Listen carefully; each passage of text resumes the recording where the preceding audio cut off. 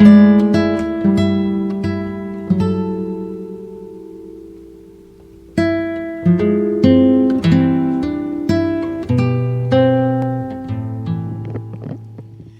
irmãos, graça e paz. Que bom estar aqui, muito bom mesmo. Louvo a Deus por esta oportunidade de estar aqui, de rever os irmãos, rever o reverendo Diego, reverendo Joselito, amigo, irmão, bom vê-lo aqui, a família. Que bom, irmãos, cultuar. Essa igreja alegre, feliz. Ah, irmãos, oxalá. Falo isso como liderança da nossa região aqui, mas oxalá que muitas das nossas igrejas pudessem ter uma pintada da igreja presbiteriana do Fragoso, em Fragoso. Que essa alegria, que essa fidelidade, que essa disposição em servir possa contagiar o povo presbiteriano aqui da nossa região, irmãos. Deus abençoe vocês. Parabéns pelos 18 anos. Hoje são maior de idade. Irmãos, está comigo Daniele, minha esposa. Temos 3 filhos. Marina, Theo e Tito. São gêmeos, a gente não esperava eles, mas chegou, Deus mandou, né? Quando nasceram, quando a Daniela ficou grávida e soube que era gêmeos, eu contei à igreja, eu era pastor em Gravatá, e o irmão disse, pastor, filho é bênção. Eu disse, mas irmão, eu já sou tão abençoado. Eu sou humilde, eu me contento com pouca coisa. Mas louvo a Deus pela vida, a família cresceu de uma hora para outra. Louvo a Deus pela vida da minha família e poder cultuar em parte aqui. Eles estão com essa virose, né? Não puderam estar aqui conosco hoje. Mas louvo a Deus pela minha família e por poder cultuar o Senhor hoje com vocês aqui. Irmãos, abram vossas Bíblias mais uma vez em Atos capítulo 4. Vamos ler o versículo... Vamos ler o versículo 33. Em uníssono.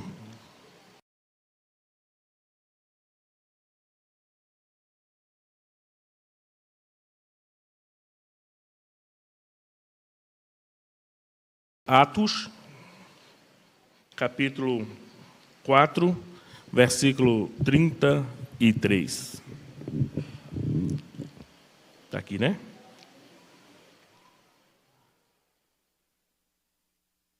Vamos lá? Com grande poder, os apóstolos davam testemunho da ressurreição do Senhor Jesus, e em todos eles havia abundante graça. Senhor, mais uma vez, pedimos humildemente, fala-nos através da exposição fiel da Tua Palavra. Por Cristo Jesus oramos. Amém. Com grande poder, os apóstolos davam testemunho da ressurreição do Senhor Jesus, e em todos eles havia abundante graça. Irmãos, ler essa parte final do capítulo 4 de Atos dos Apóstolos, é bonito, é confortante, nos faz sonhar, nos faz almejar uma igreja parecida com essa, uma igreja que era o coração e a alma, uma igreja onde ninguém considerava exclusivamente sua nenhuma das coisas que possuía. Uma igreja que tinha tudo, irmãos, absolutamente tudo em comum, como diz o versículo 32. Uma igreja que não havia nenhum, é isso? Necessitado entre eles, porque havia abundância no repartir. Uma igreja que sonhamos, uma igreja que almejamos, e ao lermos esse texto e ver que nestes 18 anos da IP Fragoso, escolher esse texto,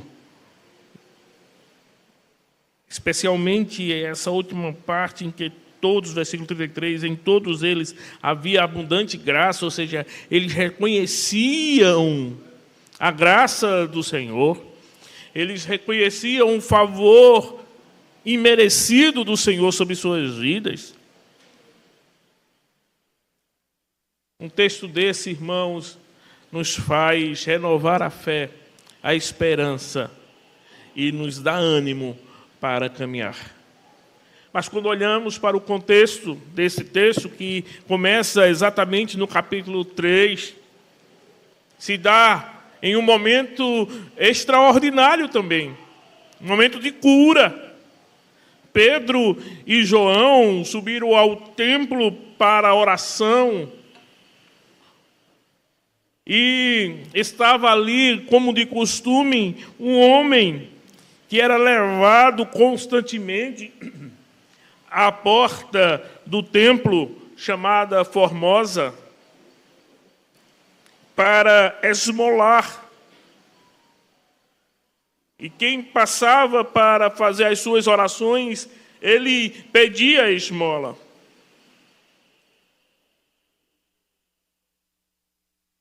Aquele homem deveria ter sido percebido por Pedro e João várias vezes, porque Pedro e João subiam ao templo constantemente para orar.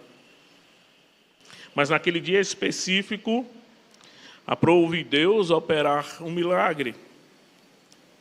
E Pedro e João, fitando os olhos aquele homem, chamando ele para fitar os olhos para eles, disse: nós não possuo nem prata nem ouro, Pedro falou, mas o que eu tenho, isso te dou. Em nome de Jesus Cristo Nazareno, anda. E o versículo 7 do capítulo 3 diz que, tomando-o pela mão direita, o levantou.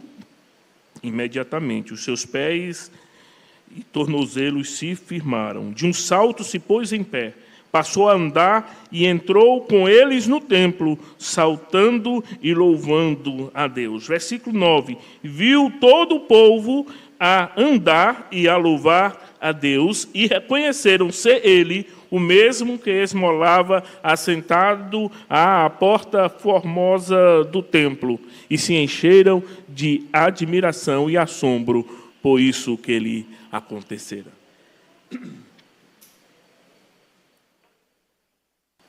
Algo extraordinário, algo digno de louvor, de exaltação, de glorificação ao nome de Deus.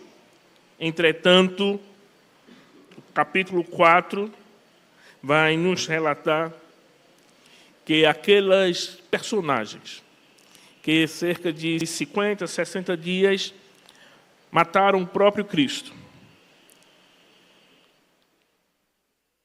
Versículo 6 do capítulo 4.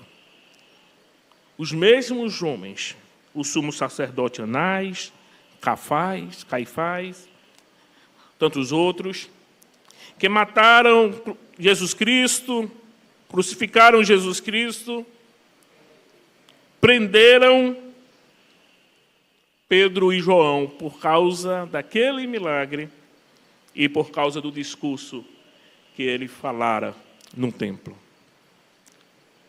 Movidos por ciúmes, movidos por inveja, aqueles homens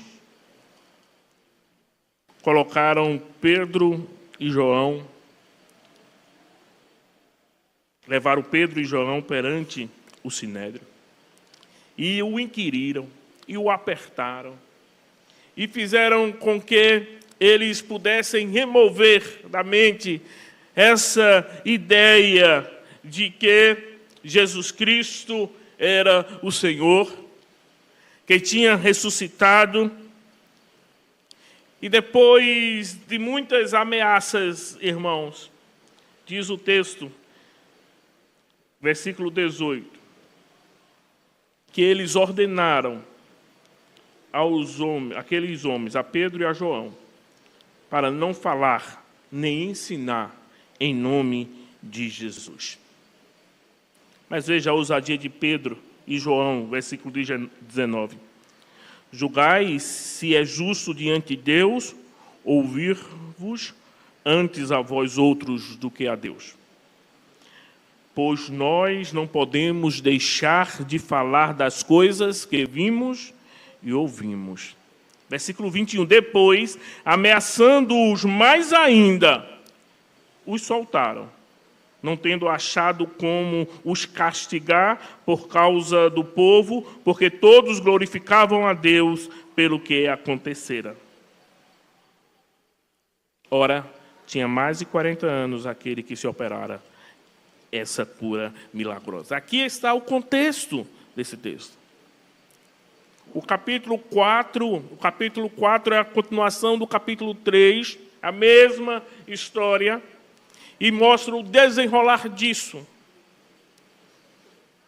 O interessante é que diante de toda essa perseguição, de toda esta luta, de todos esses apertos, mas na frente as coisas pioram.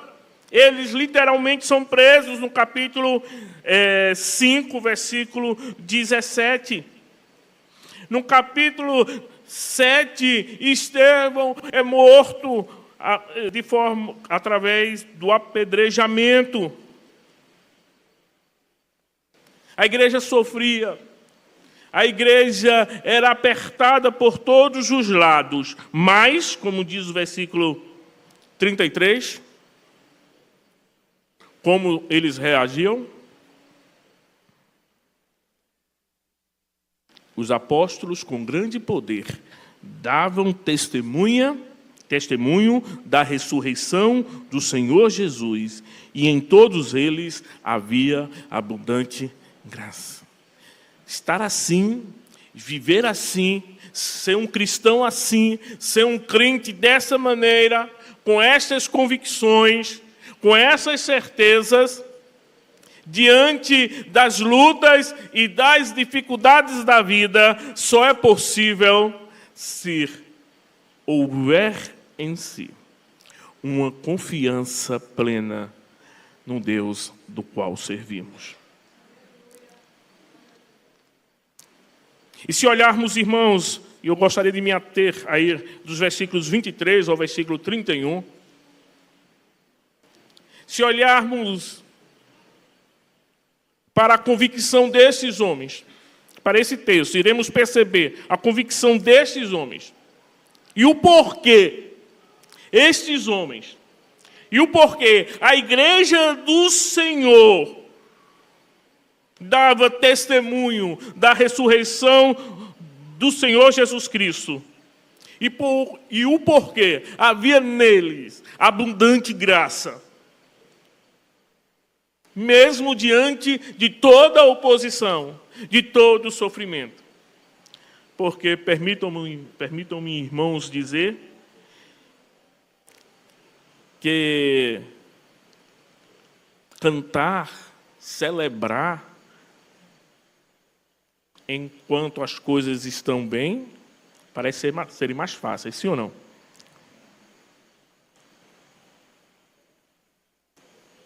Cantar e celebrar e dizer, pelo Senhor marchamos sim, o seu exército poderoso é, quando tudo está bem, é uma coisa, mas viver uma vida celebrativa, uma vida cônscia da graça do Senhor, dos valores divinos em sua vida, quando há luto, quando há dor, há choro, há traição, há perdas, quando a vida profissional não está tão legal, tão boa, quando a questão financeira está um caos,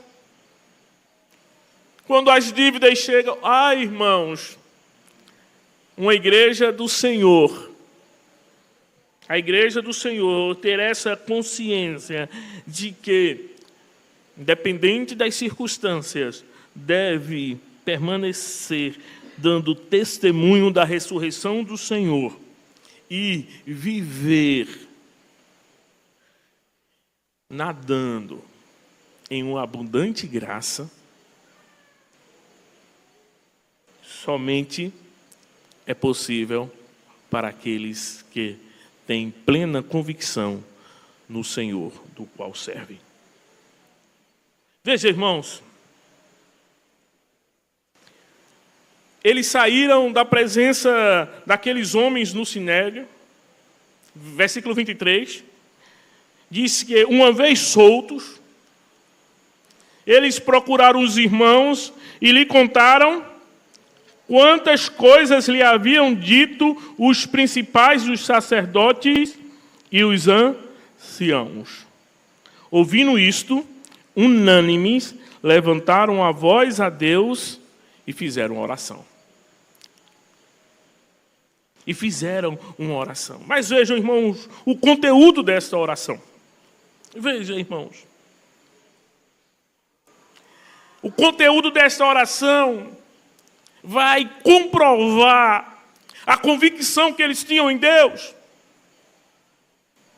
A certeza de que eles estavam, apesar de todos os infortúnios, de que eles estavam no caminho certo, de que eles sabiam a quem estavam servindo. Versículo 24 do capítulo 4, eles oram assim: Tu, soberano Senhor, que fizeste o céu e a terra, o mar e tudo o que neles há. Eles começam a oração centrados na soberania de Deus. Há, irmãos, uma igreja que vive, como o versículo 33 relata, uma igreja que vive em abundante graça, só é possível quando ela está centrada na soberania de Deus. O que oramos, irmãos, vai depender, antes de mais nada, da compreensão e percepção daquele a quem dirigimos nossas orações. Precisamos colocar o centro das nossas orações num Deus que dirige, num Deus que governa a história, o Deus que ouve as orações do seu povo, o Deus que vê todas as coisas. Não precisamos dizer a Deus o que está acontecendo, porque, como diz o versículo 24, Ele é o soberano. Ele é o Senhor. Não precisamos dar um enredo, não precisamos fazer a narrativa. Ele conhece. Eles disseram: Tu, soberano Senhor, que fizestes o céu, a terra, o mar e tudo o que neles há. Meus irmãos, ao orar é necessário reconhecer o destino humano, que o destino humano é decidido não pela vontade do homem, mas sim pela vontade de Deus. Quando Jesus afirma que o nosso Pai Celestial sabe o que necessitamos, isso muda radicalmente todo o conceito utilitário que nós temos da oração. A pauta das nossas orações não somos mais nós. A pauta das nossas orações não são mais as nossas necessidades, mas a pauta da nossa oração passa a ser a nossa comunhão com Ele.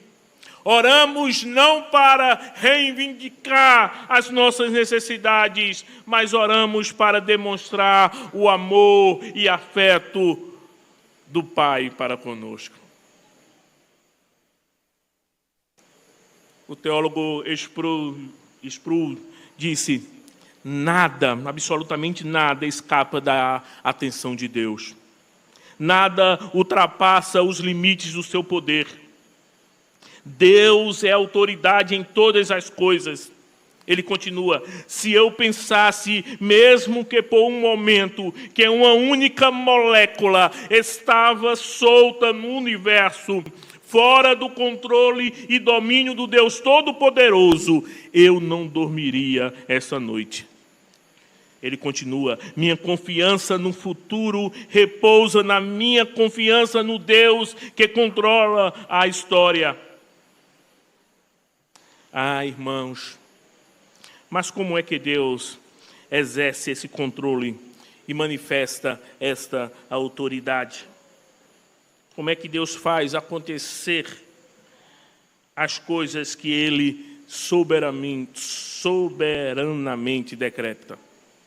Agostinho de Hipona, ele reitera: nada acontece nesse universo fora da vontade de Deus, e que, em certo sentido, Deus ordena tudo o que acontece, nada escapa da atenção de Deus. Deixa eu citar mais um.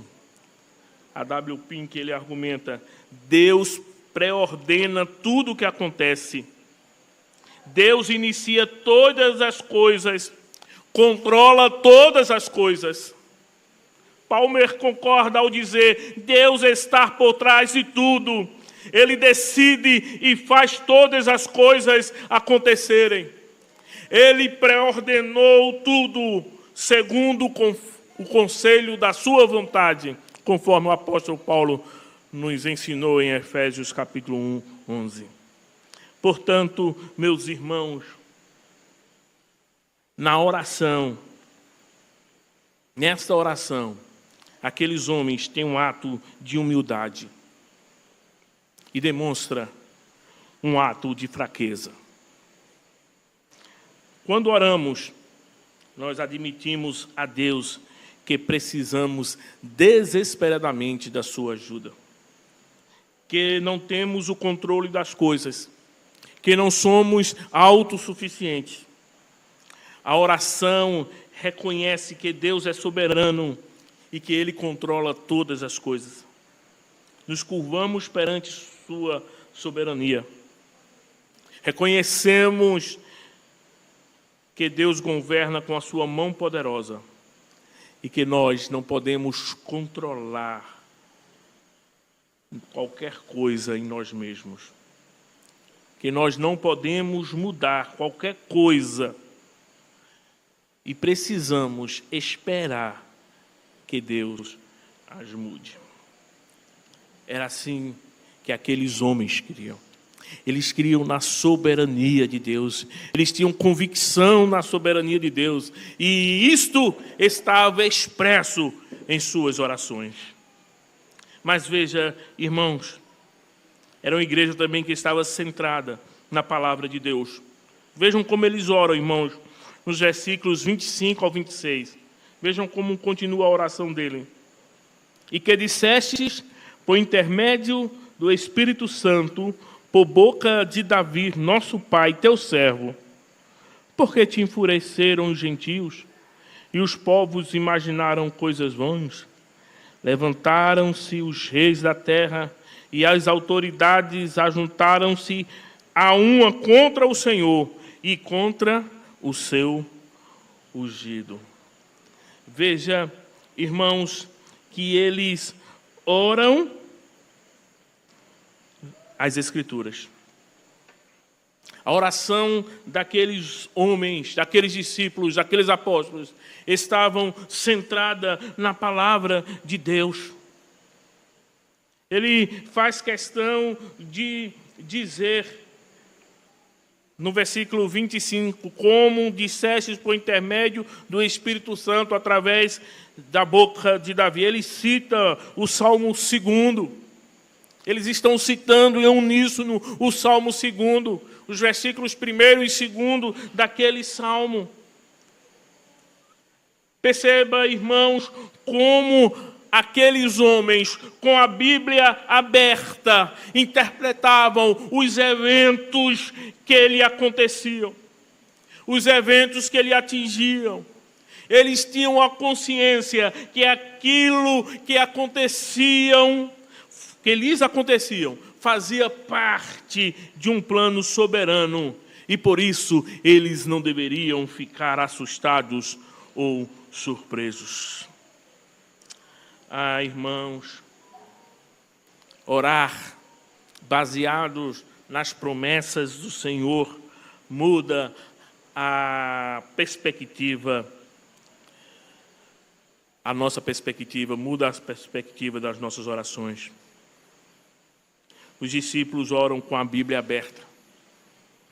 Uma das promessas mais impressionantes das Escrituras, elas se encontram no livro de Isaías, capítulo 65, versículo 23, diz assim: não trabalharão debalde, nem terão filhos para a calamidade. Pelo contrário, eles serão a posteridade bendita do Senhor e estarão para sempre com Ele. Irmãos, veja que promessa de Deus aos pais concernente aos seus filhos.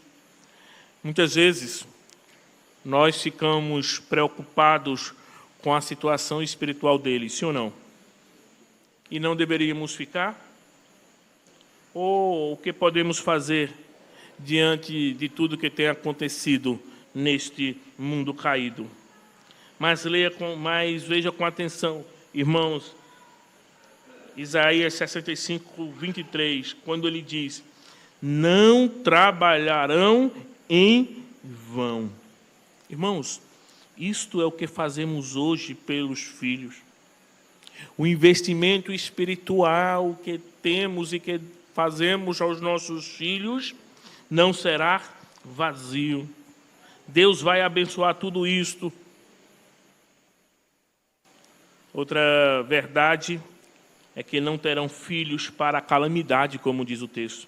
Que promessa maravilhosa, meus irmãos.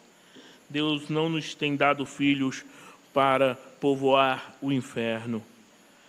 Os nossos filhos são posteridade bendita do nosso Deus. Ao lermos tantas promessas, podemos chegar à conclusão que vale a pena orar pelas promessas, ou orar as promessas contidas na palavra de Deus. Devemos orar baseados naquilo que Deus afirma. Isso significa orar segundo as Escrituras. Aquela igreja era uma igreja pujante, era uma igreja ousada, era uma igreja que, com poder, davam testemunho da ressurreição do Senhor Jesus Cristo. Era uma igreja onde em todos havia abundante graça, porque era uma igreja que vivia uma vida de oração baseada na palavra do Senhor. Mas em terceiro lugar, irmãos, ainda no versículo 28, aquela igreja, ela reconhecia o governo de Deus. Veja o que diz o versículo 28.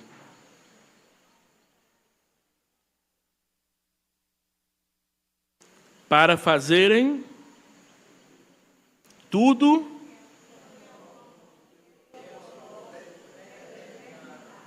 vamos ler o 27, né, para não ficar fora, para não ficar solto. Porque verdadeiramente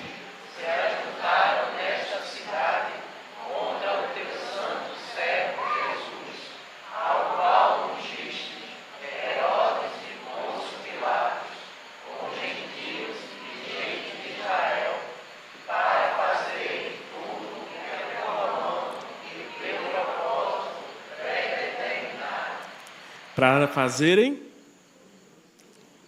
o que eles queriam fazer, segundo o seu bel prazer?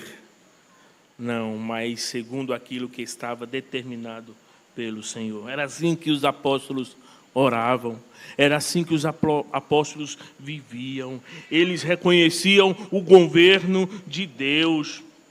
Os apóstolos afirmam que a reação contra a obra de Deus, ela fazia parte de um projeto maior de Deus. Eles tinham a consciência que aquela oposição estava cumprindo seus propósitos, ou melhor, que Deus estava cumprindo os seus propósitos através da oposição daqueles homens, que aqueles homens estavam fazendo.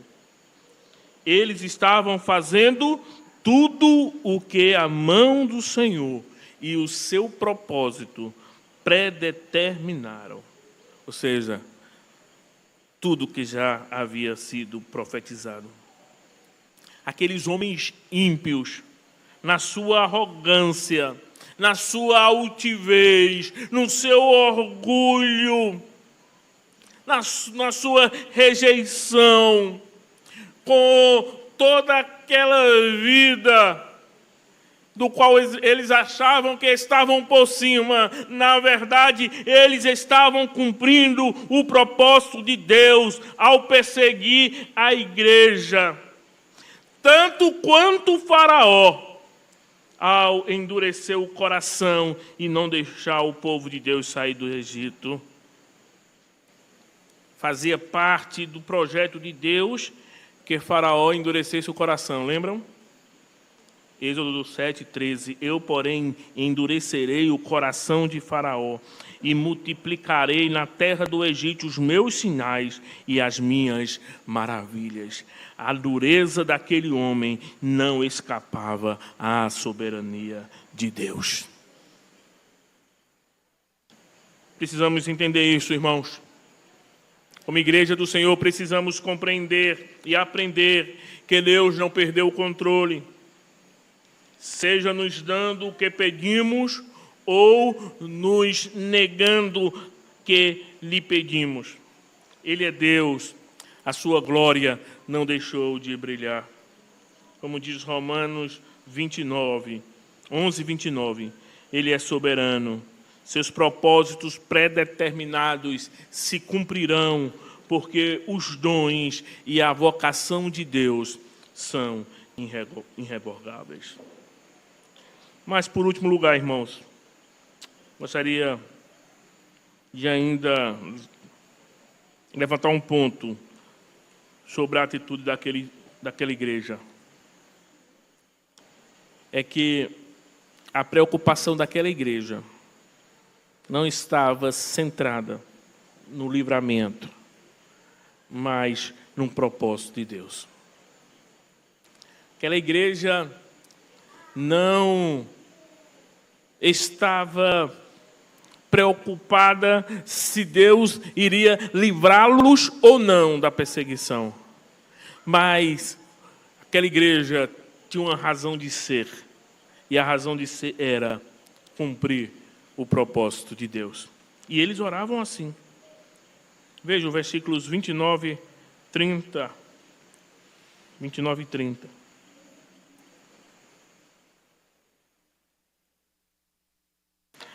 Agora, Senhor, olha para as suas ameaças e concede aos teus servos que anunciem o que, irmãos? Enquanto estendes a mão para fazer curas.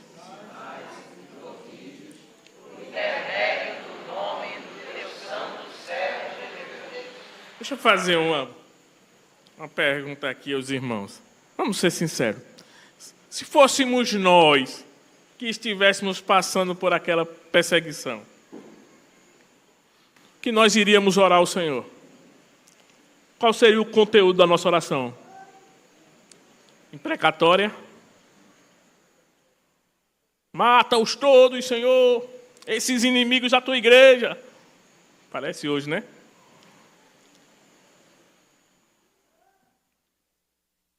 Ó Senhor, nos livra disso. Vê como a gente está, Senhor. A gente está sofrendo muito. Fulano está preso, o outro já morreu. Ó Senhor, até quando, Senhor, até quando? Livra, Senhor, livra o teu povo. As nossas orações quase sempre são assim. Mas como eles oravam, irmãos?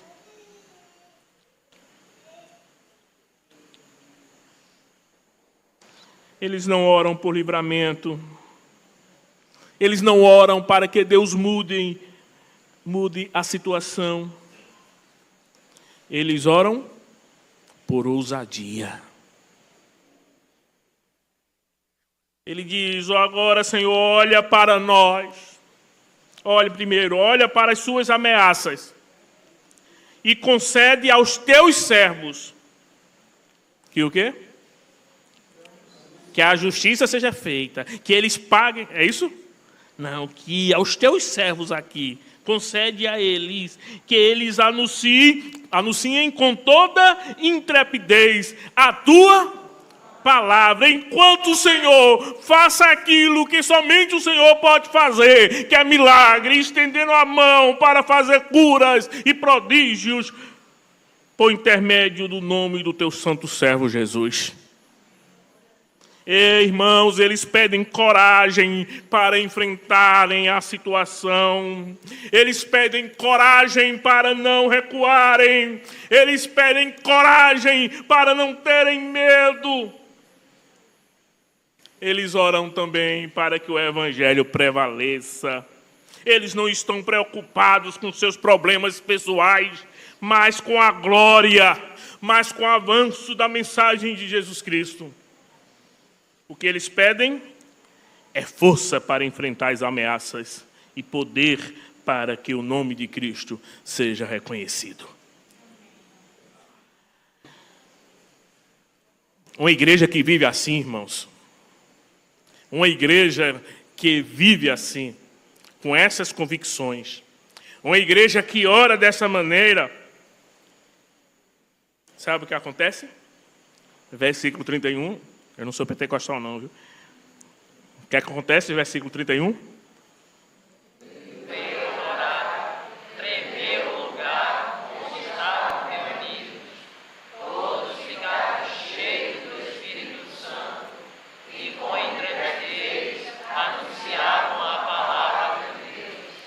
Irmãos, atitudes assim, orações assim, atingem os céus. Orações, atitudes assim, confrontam as trevas. Orações, ações, atitudes destas são capazes de mexerem com as estruturas sísmicas da terra. Diz que tendo eles orado, tremeu o lugar onde estavam reunidos. O chão tremeu. Muitos movimentos pentecostais, eles gostam de falar que o chão vai tremer. Mas sabe quando o chão treme? Quando as atitudes, quando a oração não é centrada no eu, em si, no indivíduo, mas quando o seu conteúdo é a glória de Deus. Atitudes assim, orações assim, nos enchem do Espírito Santo. Diz que todos ficaram cheios do Espírito Santo. Só se enche do Espírito Santo, irmãos, quem ora de acordo com o propósito do Espírito. Orações assim fazem o Evangelho avançar. Diz que com intrepidez anunciavam a palavra de Deus. Igrejas que buscam conforto e querem evitar o confronto, cujos membros estão mais interessados em bem-estar e ausência de conflito, não será nunca, jamais, uma igreja poderosa no anúncio das eternas mensagens de Cristo. versículo 32 ao 35. Comprova, Lucas, que escreveu esse texto, vai deixar para a história de que, por causa da convicção daqueles irmãos, vamos agora ler o tema da nossa festividade, versículo 32. Da multidão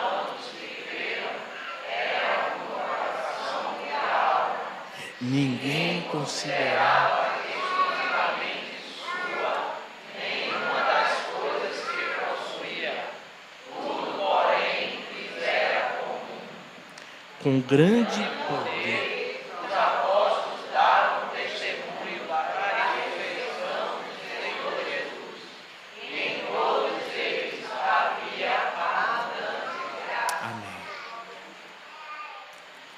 Comprovado historicamente de que quem vive assim, quem ora assim, quem desenvolve um cristianismo assim, pode experimentar isto. Pode experimentar isto. Versículo 36, aí começa. José, chamado também de Barnabé, começou a fazer grandes ofertas. Teve gente também se aproveitando, porque tem o joio também. Mas a igreja do Senhor, os eleitos, os remanescentes, eles não abriam mão de fazer o nome de Deus conhecido e glorificado através das suas ações, mesmo que diante de muito sofrimento. A igreja presbiteriana em Fragoso completa 18 anos. Qual tem sido o conteúdo da oração da igreja nesses 18 anos?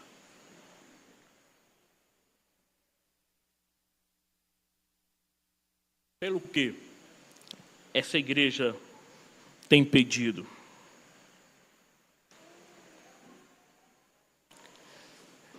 Intrepidez. Se pedir intrepidez, obtiver intrepidez. Coragem para enfrentar os dias difíceis. Que Deus fortaleça os seus lombos e os seus joelhos para suportar a carga. É isso que terão. Se estamos mais preocupados em glorificar o nome do Senhor e fazer o seu nome conhecido, deixa eu lhe dizer uma coisa, mesmo que seja figurado, o chão vai tremer. Momentos da presença de Deus real aqui serão vivenciados nos próximos anos, para a glória dele e para a expansão do seu reino. Amém. Senhor, essa é a tua palavra e obrigado por ela. Faze-nos, Senhor, que possamos abrir mão de nós mesmos, dos nossos desejos, nossas vontades, e que tão somente a glória do Senhor possa ser a nossa busca constante. A expansão do teu reino, o anúncio do teu evangelho. Dá-nos, Senhor, em meio a tudo isso, a consciência de que todos os eventos estão rigorosamente em tuas mãos e foram predeterminados pelo Senhor. Dá-nos, Senhor, essa confiança para seguirmos como igreja do Senhor. Amém.